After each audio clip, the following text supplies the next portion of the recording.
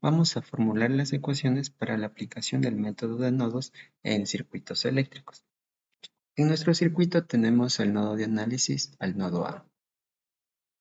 Aplicamos la ley de corrientes de Kirchhoff, que establece que la suma de corrientes que entran a un nodo es igual a cero. Luego, reemplazamos estas corrientes por valores de voltaje y resistencia. De esta manera, para comprender esto, vamos al gráfico. Tenemos tres corrientes que pasan por sus respectivas resistencias. Estas resistencias consumen un voltaje, que se conoce como diferencial de voltaje. Este diferencial de voltaje se calcula por la diferencia de voltajes entre nodos. Apliquemos esto para calcular nuestras corrientes. Antes de ello, nuestro nodo de análisis es el nodo A. Por ende, el voltaje de análisis será el voltaje en A.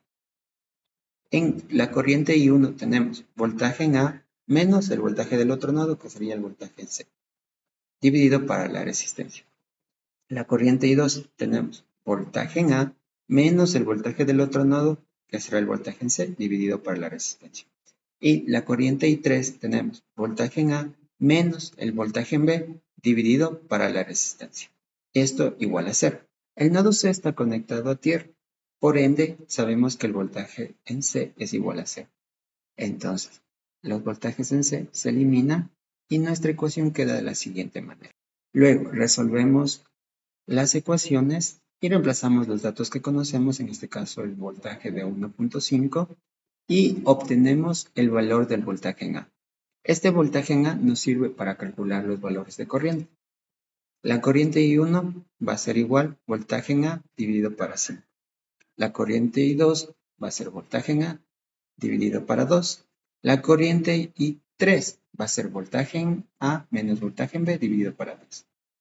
En este caso, los valores de corriente encontrados son negativos. ¿Qué quiere decir esto?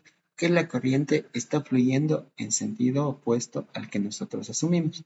Por ejemplo, I1 es negativo, entonces quiere decir que la corriente I1 está fluyendo en el sentido contrario. I2 de la misma manera, e I3 sí fluye en ese sentido. Ahora vamos a hacer una simulación para comprobar estas respuestas. Para la simulación he usado el software Proteus. Ya he dibujado previamente nuestro circuito y he colocado voltímetros y amperímetros. Recordar que los amperímetros se colocan en serie y los voltímetros en paralelo. Vamos a dar play y observamos los datos. Nuestra corriente I1 es igual a menos 0.03 amperios. Nuestra corriente I2 es igual a menos 0.09 amperios.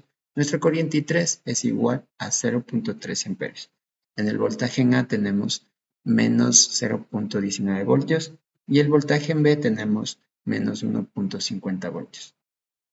Y es así como se aplica el método de nodos en circuitos eléctricos.